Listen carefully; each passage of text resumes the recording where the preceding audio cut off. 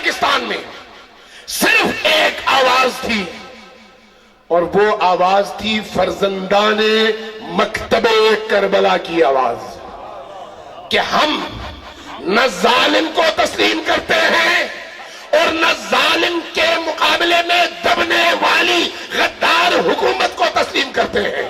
طالبان کا جو یار ہے، پہلی آواز کس کی تھی؟ مجلس وحدت مسلمین کی، کہ ہم ان مذاکرات کو ڈھونگ سمجھتے ہیں، یہ مذاکرات کبھی بھی قابل قبول نہیں ہیں، اور ہم کبھی بھی اس سازش کو قبول نہیں کریں گے۔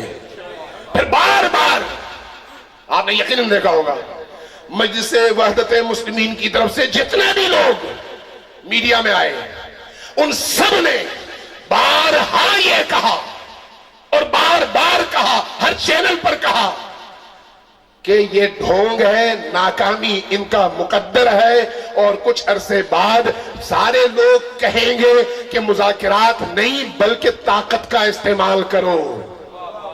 اور آج آپ دیکھتے ہیں، آج کے دن، آج 14 فروری، آج تک جو ماضی میں ہوا، لیکن اس حالیہ ہفتے میں آپ دیکھتے ہیں کہ ملک کے کونے خدرے سے بڑی بڑی پارٹیاں بھی اور چھوٹی پارٹیاں بھی وہی آواز بلند کر رہی ہیں جو ہم 6 مہینے پہلے بلند کر چکے ہیں۔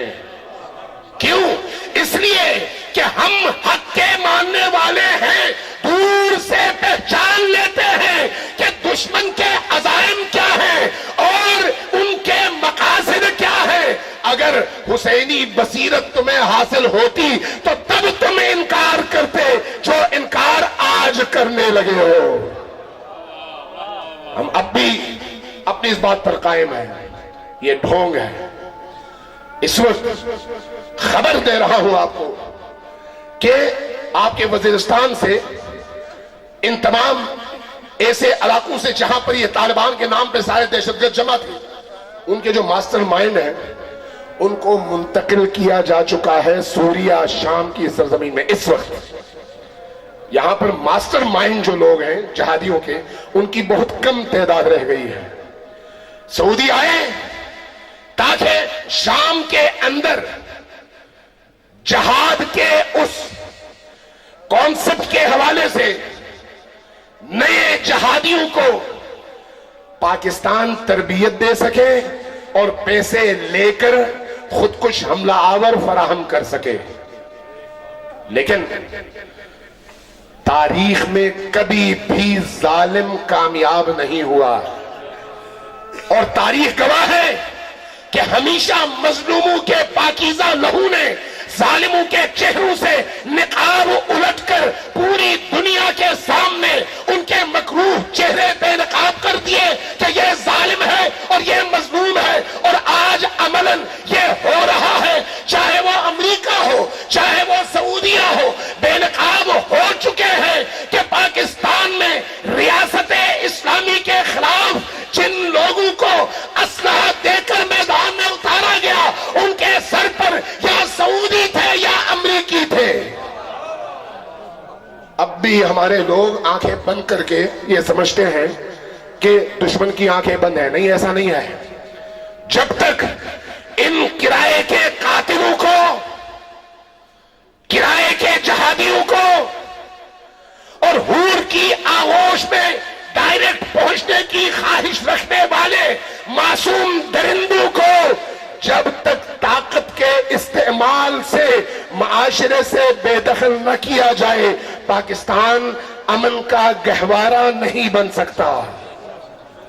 لہذا ہمیں اب بھی شعور سے، ادراک سے اور عقل سے کام لینے کی ضرورت ہے، اور حسینی، کربلائی اور مکتب علی کے ماننے والے کبھی بھی اس طرح کی سازشوں کا نہ حصہ رہے، نہ حصہ تھے اور نہ کبھی حصہ بن سکتے ہیں، اس لیے کہ ہمارے خون کی ہر بوند کہتی ہے لبیک یا حسین۔ اب میں نعرہ لگواؤں گا بشرطے کے، میں نے اپنی گفتگو ختم کر لی، نعرہ لگواؤں گا بشرطے کہ آپ اس کو صرف نعرے کا جواب سمجھ کر نہیں بلکہ امام عصر سے عہد سمجھ کر دونوں ہاتھ اپنے سروں سے پوری طرح بلند کر کے کہیں گے کہ اے امام عصر، ہم آج کی کربلا میں آپ کے جد کی نصرت اور آپ کی آمد کے انتظار میں لبیک بھی کہتے ہیں، اور کبھی آپ کے دین کو ضرورت پڑے تو گھر جا کر نہیں بیٹھیں گے، میدان میں رہیں گے۔ منظور ہے؟ منظور ہے؟ پھر دونوں ہاتھ بلند کر کے کوئی بندہ ایسا نہ ہو جس کا ہاتھ نیچے ہو، پوری طاقت کے ساتھ لبیک یا حسین، لبیک یا حسین، لبیک یا حسین، لبیک یا حسین، لبیک یا حسین، لبیک یا حسین، لبیک یا حسین، لبیک یا حسین، لبیک یا حسین۔ بہت بہت شکریہ۔ السلام علیکم ورحمۃ اللہ وبرکاتہ۔ ماشاءاللہ